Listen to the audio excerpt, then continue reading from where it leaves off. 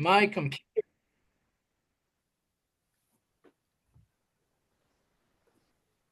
Welcome to Prepping for the Sharks. I'm Burke Franklin with BusinessPowerTools.com.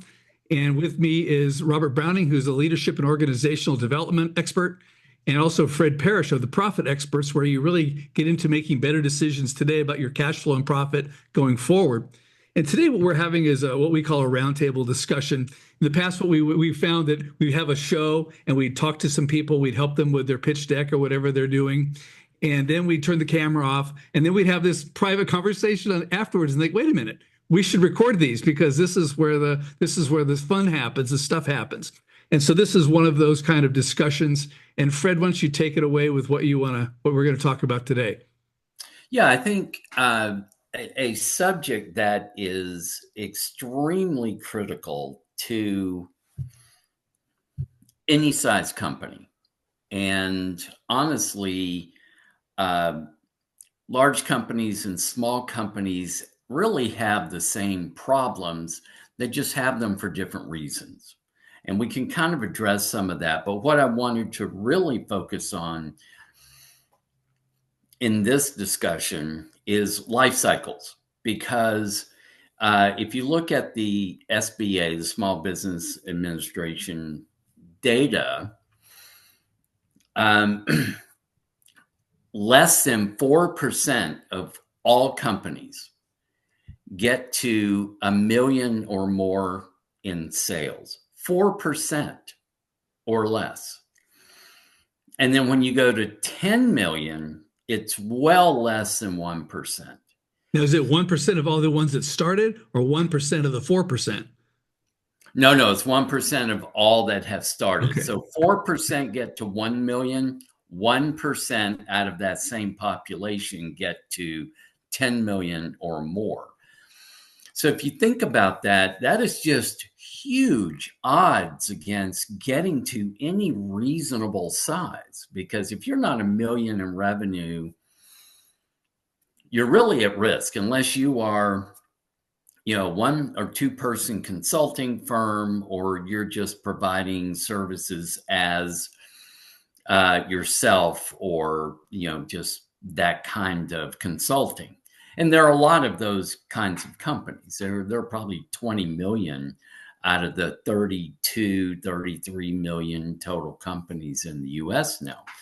But if you do the math, 1% of 30 million is 300,000. So, that's how many companies in the United States that are 10 million or more in revenue. That's just astonishing on its face. But in my experience, what I have found is that, a company starts with the founder, and depending on what they're doing, there may be one or two other people who are involved. And as they grow, they try to rely on each other to carry a higher burden, a more sophisticated management approach, new technology, Robert, like we were talking before, right? A whole host of different elements. And the reality of that situation is that normally, the people who are with you when you start the company are not going to be those people who are with you at 1 million, 5 million, 10 million or more in revenue, because the requirements change dramatically as you start to hit certain milestones of really volume as opposed to dollars of revenue.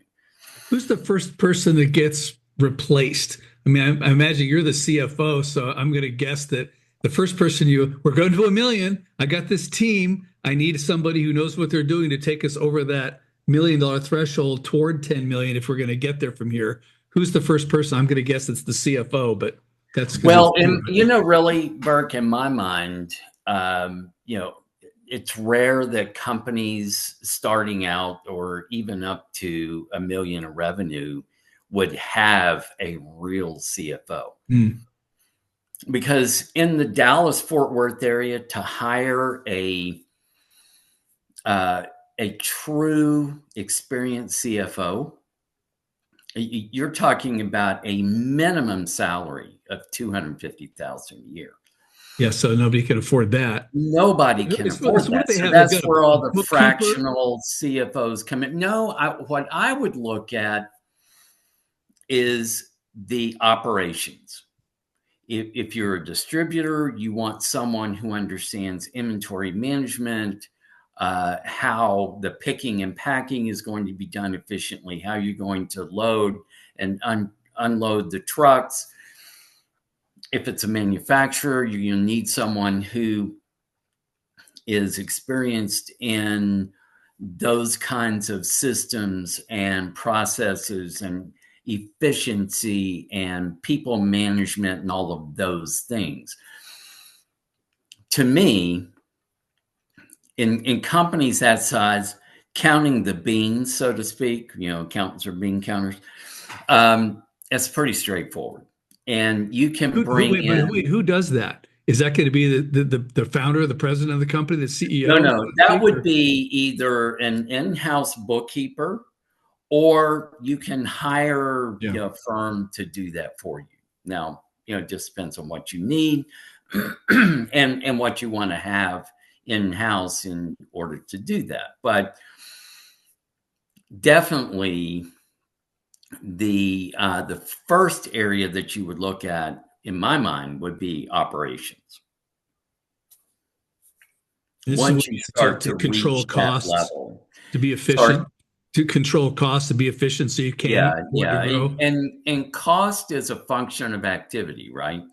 So the more efficient your activity, the better that cost structure will be. So if you do have the opportunity to use someone to help you identify where those cost elements are, and they're outsourced CFOs, and some accounting firms can do that kind of thing, and actually your tools would help, our software would help. I mean, a lot of different ways you can go about doing that kind of thing, but how you manage the activity on the ground where the business is happening is going to be key to how efficiently you're able to deliver whatever product or service it is that you are providing.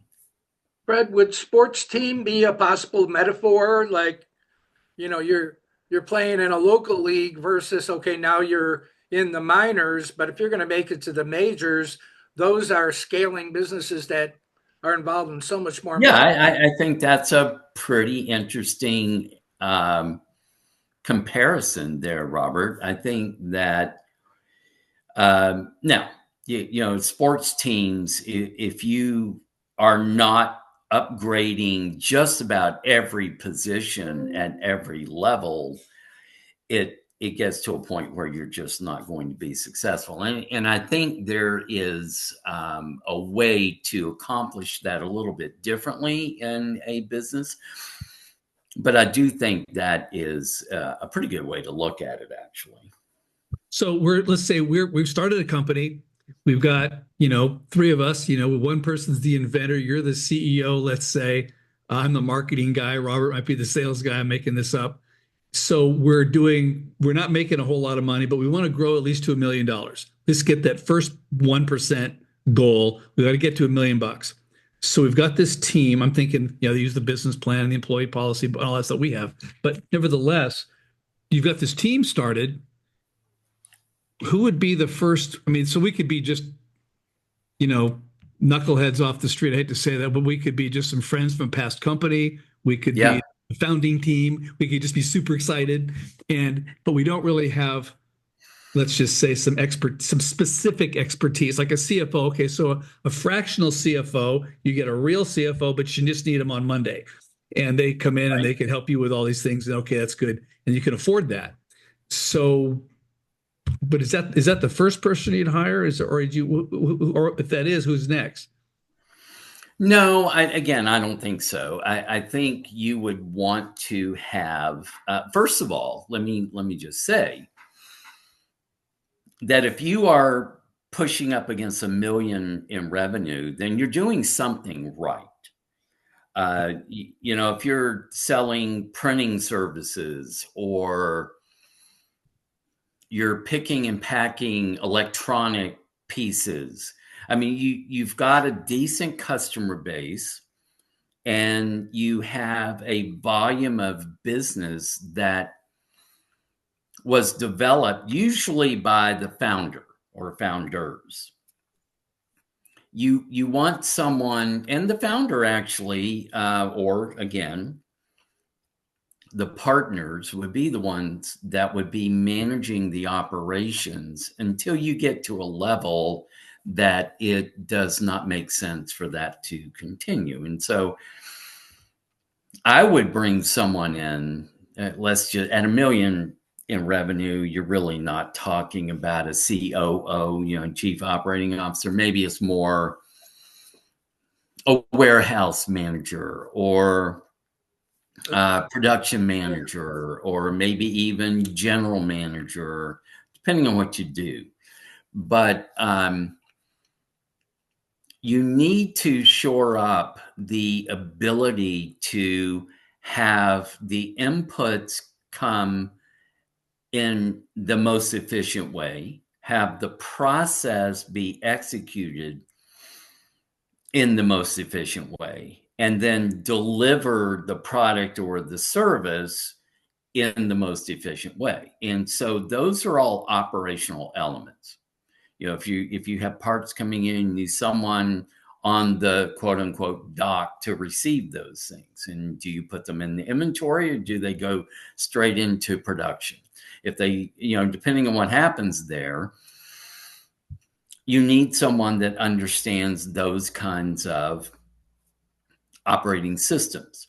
And then to build whatever it is, or again, to pick and pack different items, you need people who understand that part of a business. And then the shipping and the quality control and the customer service.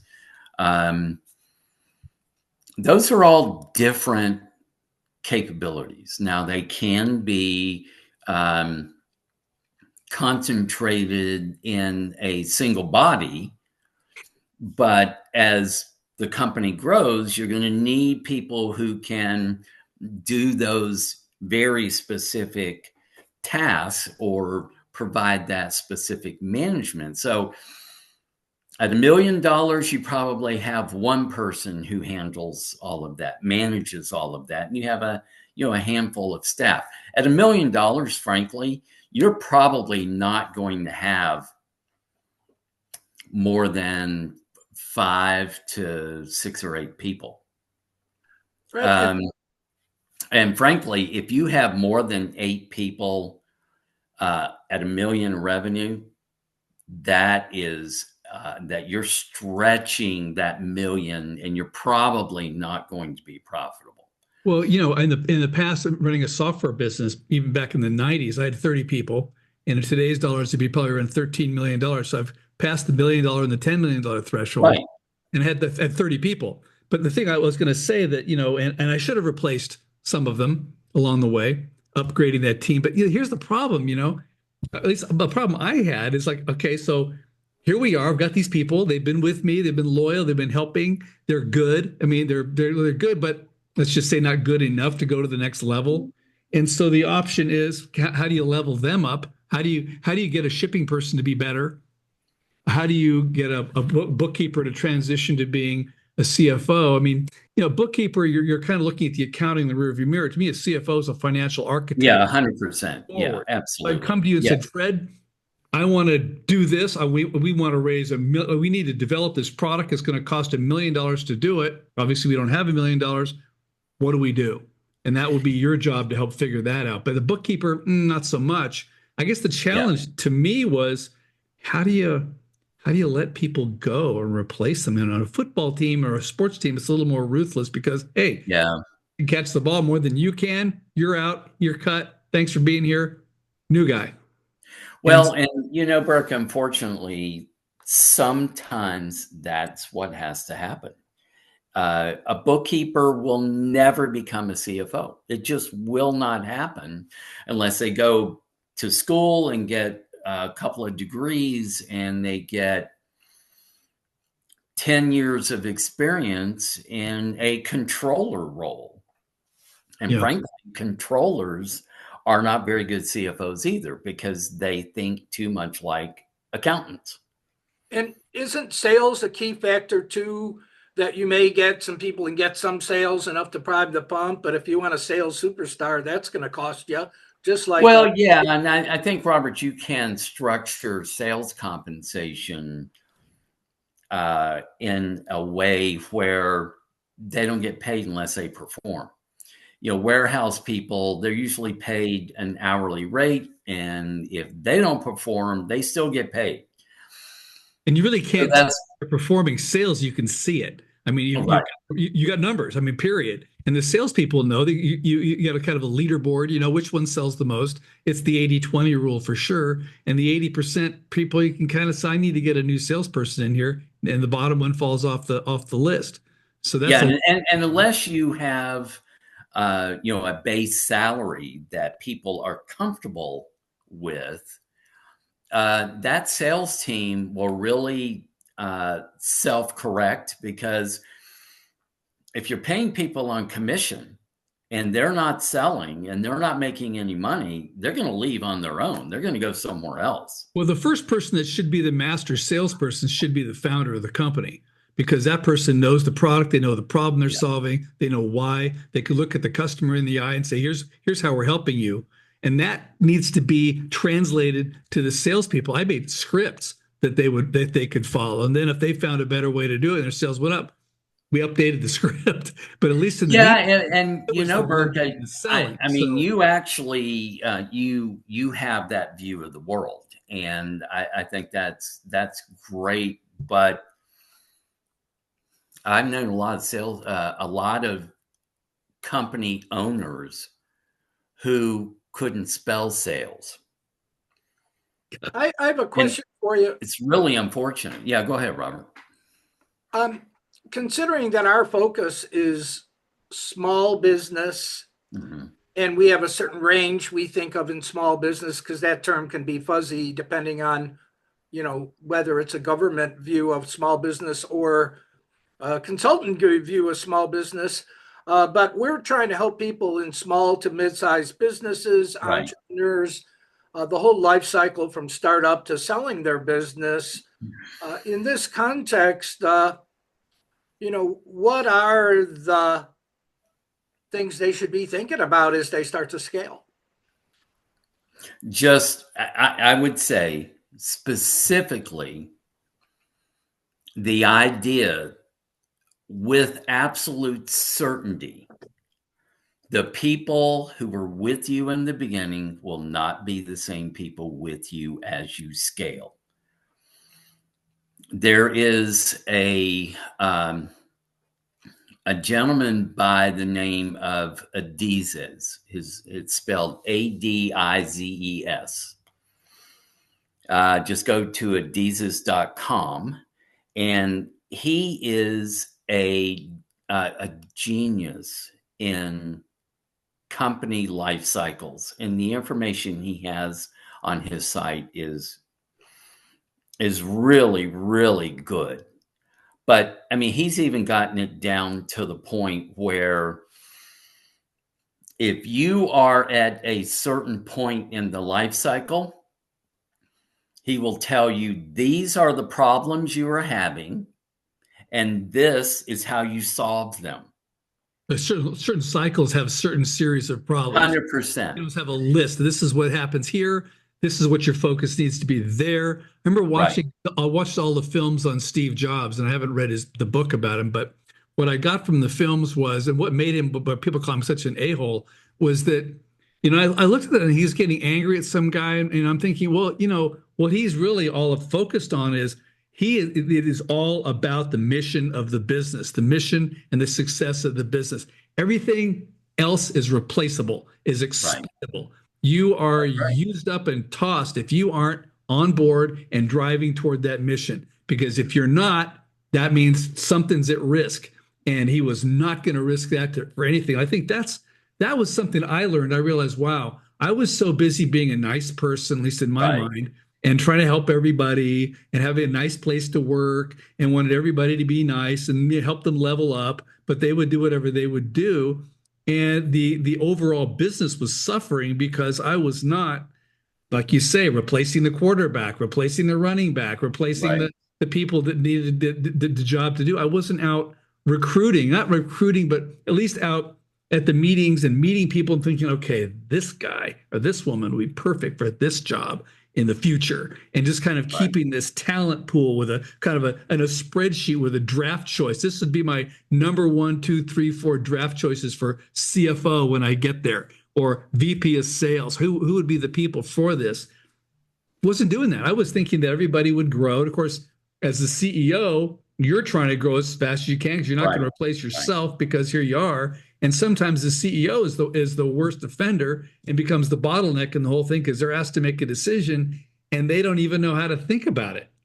I think assessment is the key here. Even if you're in sales, and me being a business development guy, you find out, are people coachable? Sometimes you get natural talent. Sometimes they go beyond their experience. But we had just a minute or two left. I was wondering, Fred, if you could kind of make any last points since you brought up this subject today. Yeah, I think this is a good place to stop, and we can maybe pick up in a different conversation from here. But I think the main point is that there are certain kinds of positions where people can grow in those positions and grow into managers or higher level staff. Again, let's go back to the distributor.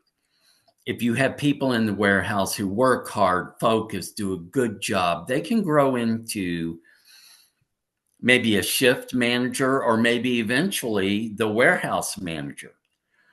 But you're never, ever going to have a bookkeeper evolve into a CFO unless they go through a lot of training and education outside of the company.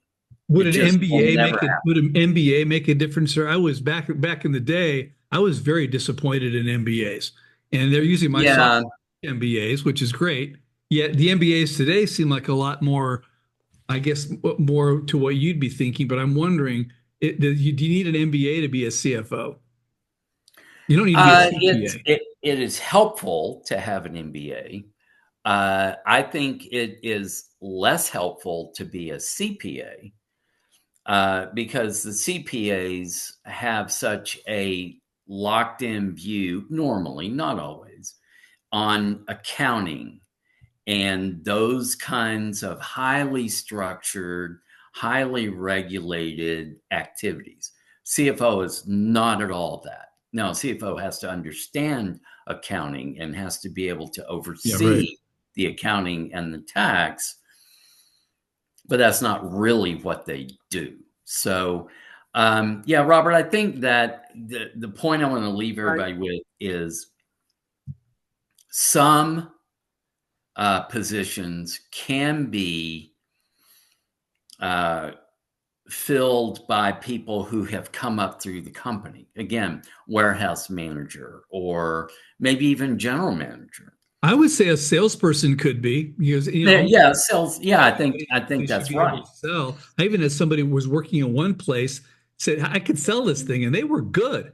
And who knew? They didn't know they were that good at Right, sales. right. They knew the product, they loved it, they were behind it, and they learned how to sell it. And here's a person, they didn't even go to college, and that didn't really matter, but they knew how to talk to business owners and tell them about the business plan and how they could use it and raise capital with it, and all Right, that right, stuff. right. And But they there would, are other, yeah, the other positions where that would not be the case. Again, a bookkeeper to a CFO or a technician to an engineer.